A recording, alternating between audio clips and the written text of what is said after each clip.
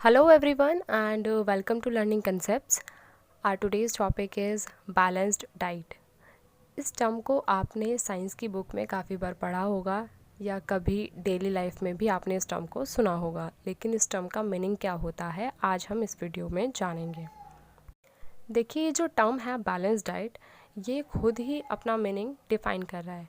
कैसे? बैलेंस का मतलब होता है संतुलित या बराबर, और डाइट का मतलब होता है आहार या भोजन। एक दिन में हम जितना खाना खाते हैं वही हमारी डाइट होती है। आपने कुछ लोगों को कहते हुए सुना होगा कि मेरी डाइट बहुत कम है, उसकी डाइट बहुत ज़्यादा है। तो एक दिन में आप जितना खाना खाते हैं नॉर्मली, वही आपकी डाइट होती है। तो हमें बैलेंस डाइट लेनी होती है डेली। अब बैलेंस किन चीज़ों का करना है? एज़ यू नो, हमारे फूड में कुछ न्यूट्रिएंट्स प्रेजेंट होते हैं, जैसे carbohydrate, protein, fat, vitamins and minerals. हमने अपनी last video components of food में इन न्यूट्रिएंट्स के बारे में थोड़ा डिटेल में पढ़ा था। लिंक वीडियो के डिस्क्रिप्शन में है, आप चाहें तो वीडियो को देख सकते हैं। तो जो भोजन हम लेंगे उसमें ये न्यूट्रिएंट्स बैलेंसली प्रेजेंट होने चाहिए, ना उससे ज़्यादा ना उससे कम। अब हमें कैसे पता चलेगा कि आपने एक दिन में सारे न्यूट्रिएंट्स को कंज्यूम किया है या नहीं? इसके लिए आप एक चार्ट प्रिपेयर कर सकते हैं, जिसे आप 1 वीक तक मेंटेन करेंगे। उसमें आप डेली ये लिखेंगे कि आपने आज क्या क्या खाया, और फिर उसके न्यूट्रिएंट्स जो उसमें प्रेजेंट हैं उन्हें आप चेक कर सकते हैं।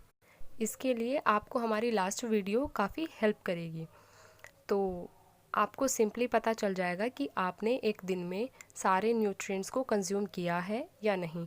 अगर कोई न्यूट्रिएंट आपकी डाइट में इंक्लूड नहीं है तो आप सिंपली उस न्यूट्रिएंट को अपने डाइट में इंक्लूड कर सकते हैं, ऐड कर सकते हैं। आपकी जो डाइट होती है वो फिज़िकल वर्क पे भी डिपेंड करती है। मतलब अगर आप ज़्यादा फिज़िकल वर्क करते हैं तो आपकी डाइट ज़्यादा होगी, और अगर आप फिज़िकल वर्क काफ़ी कम करते हैं तो आपकी डाइट कम होगी। सही खाना ही इनफ नहीं है, उसका सही से पका होना भी ज़रूरी है। क्या आप जानते हैं कि कुकिंग और प्रेपरेशन की प्रोसेस के दौरान हमारे कुछ न्यूट्रिएंट्स एक्चुअली लॉस्ट हो जाते हैं। जैसे अगर हम बात करें कुछ वेजिटेबल्स और फ्रूट्स की, तो अगर आप उनको कटिंग और पीलिंग मतलब काटने और छीलने के बाद आप वॉश करते हैं तो उनके कुछ विटामिन्स लॉस हो सकते हैं, क्योंकि कुछ वेजिटेबल्स और फ्रूट्स की जो स्किन होती है उसमें कुछ विटामिन्स और मिनरल्स होते हैं।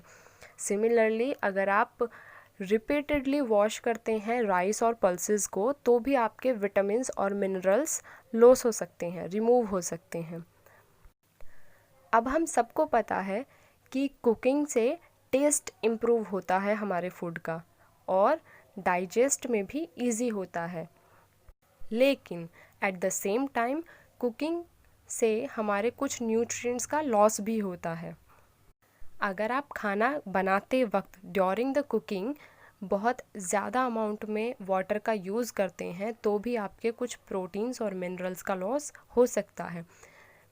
और विटामिन सी तो ड्यूरिंग द कुकिंग हीट की वजह से ईज़िली डिस्ट्रॉय हो जाता है। इसलिए हमें कुछ फ्रूट्स और वेजिटेबल्स को रॉ मटेरियल मतलब रॉ फ्रूट्स और रॉ वेजिटेबल्स को अपनी डाइट में इंक्लूड करना चाहिए। आई होप ये बैलेंस डाइट का टॉपिक आज आपको समझ में आया होगा। अगर समझ में आया है, वीडियो इन्फॉर्मेटिव लगी है, तो do hit the like button और चैनल को सब्सक्राइब करें and press the bell icon to get the notification of our latest videos. Thank you and happy learning.